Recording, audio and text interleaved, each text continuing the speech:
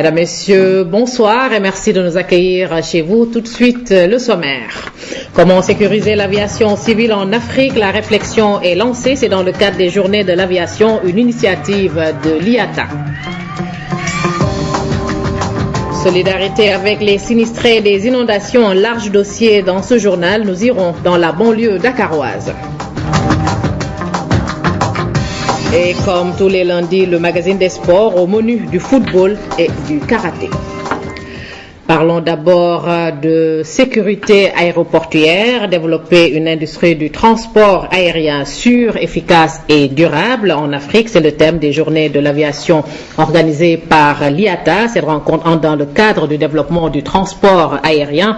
La rencontre a été présidée par le ministre des Infrastructures et des Transports. La volonté de l'IATA est de venir à bout des problèmes graves de sécurité dans l'aviation civile. Compte rendu signé à Wendiaï. La sécurité et la sûreté de l'aviation civile intéressent au premier chef le président de l'IATA. Les organisations internationales et régionales, les autorités de l'aviation civile, les acteurs et les partenaires veulent développer le transport aérien en Afrique. En se joignant à l'OACI, l'IATA a défini un plan d'action stratégique pour résoudre les carences. Les premiers contacts avec l'IATA datent des années 1961. Et en cette occasion-là, le conseil d'administration de la SECNA avait décidé pour la première fois au monde de la mise en œuvre des redevances en route.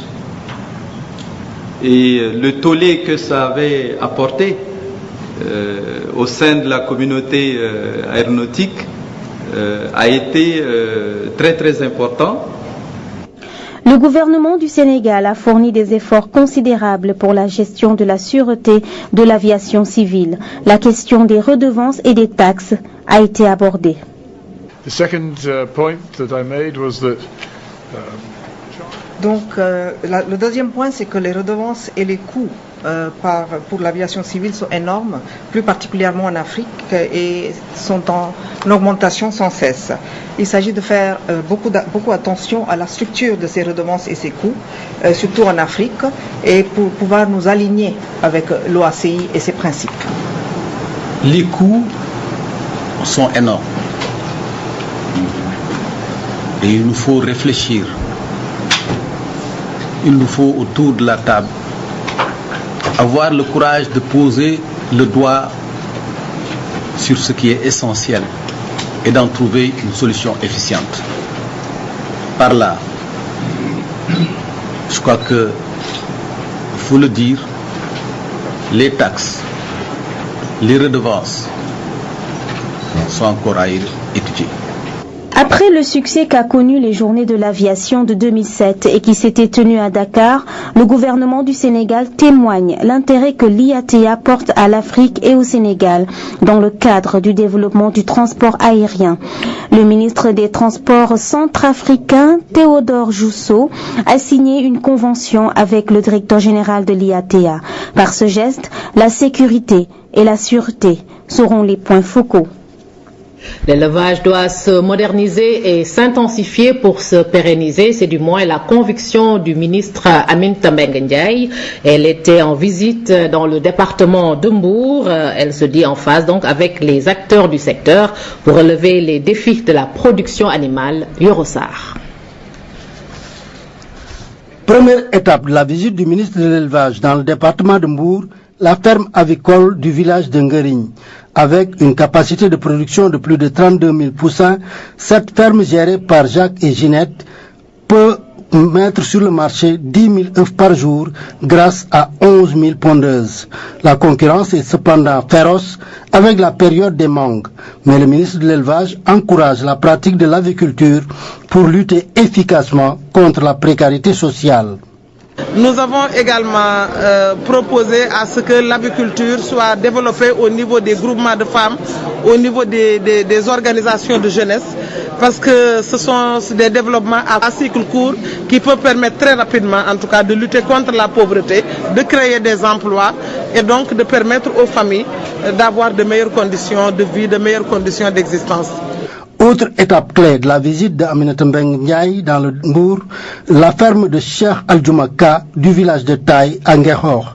Ici, sur une disponibilité de 136 hectares, 5 hectares sont exploités pour faire de la stabulation et de la culture fourragère. Grâce à l'insémination artificielle et au métissage, la ferme commence à produire ses premiers résultats en production laitière et carnée.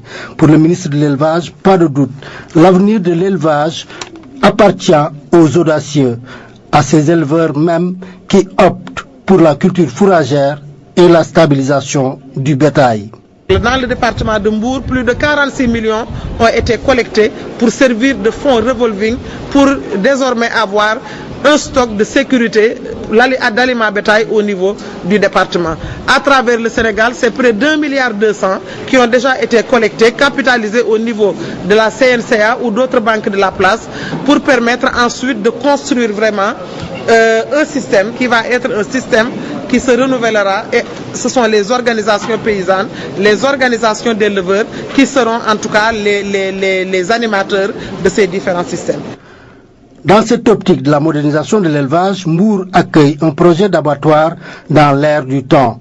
Pour effacer le souvenir d'abattoirs comme ceux de Thiès, par exemple, le ministre de l'Élevage envisage de recourir aux partenaires techniques et financiers du Sénégal pour opérer une révolution silencieuse dans la production de viande. Pour l'instant, les éleveurs de Mbour ont deux préoccupations: lutter efficacement contre le vol de bétail et sauver les parcours pastoraux traditionnels. Le ministre de l'Élevage espère apporter une solution à ces doléances à travers l'élaboration de codes pastorales pour traduire en langage d'éleveurs la loi d'orientation agro-silvo-pastorale.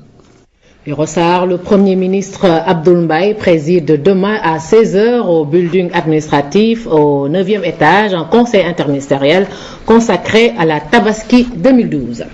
Parlons maintenant des inondations et de leur lot de victimes. Après le relogement de 723 personnes au camp de la Foire, 300 autres familles sont attendues. C'est une initiative de la Fondation Servir le Sénégal et Marmite du Cœur, appuyée par le ministère de la Santé, mais il s'agit là d'un relogement temporaire et les victimes des inondations devront regagner leur maison au fur et à mesure qu'elles seront libérées de l'emprise de l'eau. Amadou Ahamtiam. Les membres de cette famille accroupis autour du repas reviennent de loin. Fortement éprouvés par la furie dévastatrice des inondations, ils sont plus de 700 personnes recueillies des eaux et relogées ici, dans ce camp du Succès. Un site aménagé par la Fondation Servir le Sénégal et Marmite du Cœur pour venir en aide à ces sinistrés. Nous les avons amenés ici à la foire, les rassembler, nous les avons pris complètement en charge. Le petit déjeuner, le dîner, à manger, les couches pour les bébés. Notre objectif n'est pas de retenir longtemps les sinistrés dans ce camp de relogement. C'est pourquoi d'ailleurs la première dame a pris l'engagement de mettre des équipes de pompage dans les zones inondées. Et au fur et à mesure que les maisons des sinistrés sont libérées, les familles retournent chez elles. Il n'y a pas de promesse ni d'engagement pour construire des maisons pour les victimes des inondations. Ici, la vie s'organise et les autorités ont mis un point d'honneur de mettre les relogés dans des conditions optimales d'un camp. Moustiquaires imprégnés, matelas, repas et même une infirmerie qui s'occupe de la santé des malades et de toute cette population. Les sinistrés apprécient et saluent cette action de haute portée. Au CICES, vraiment on est très à l'aise ici, vraiment on ne veut même pas quitter. Parce que vraiment, on ne veut même pas quitter parce que ce que nous avons ici, on n'en a pas là-bas chez nous. Pour déplacer ma mère, on l'a portée dans nos bras, mais Dieu merci. Depuis qu'on l'a amenée ici, elle se lève et marche sans l'aide de personne. Nous sommes bien traités, les 3 repas ne manquent pas. Nous remercions beaucoup les initiateurs. Dans cette initiative, Servir le Sénégal et Marmite du Cœur ne sont pas seules. Elles ont en effet le soutien de taille du ministère de la Santé qui compte les accompagner sur le terrain. C'est pour cela que des équipes ont déjà été au plan même bénévole avec la Fondation et avec Marmite du Cœur. Il y a eu des médecins urgentistes, des interventionnistes, le service d'hygiène. Donc il y a eu un effort qui a été fait, mais nous voulions apporter notre solidarité. Dans le combat contre la souffrance, le gouvernement ne peut tout faire. Des actions de toute nature, provenant souvent des associations, des bonnes volontés et des philanthropes, sont toujours les bienvenus. Au camp de la foire, l'aide n'est jamais de trop et les sinistrés continuent d'affluer. L'élan de solidarité se poursuit donc. Les femmes de la paire étaient au chevet de ces populations pour partager avec elles ces moments difficiles. 2 jours de visite au cœur de la banlieue. C'est un reportage signé Oreïtiam. 48 heures de solidarité, de partage, de communion et de fraternité. Ainsi pourrait se résumer ce week-end du Mouvement national des femmes de la paire sous la houlette de sa présidente, la ministre d'État Ndeye Marième Badiane.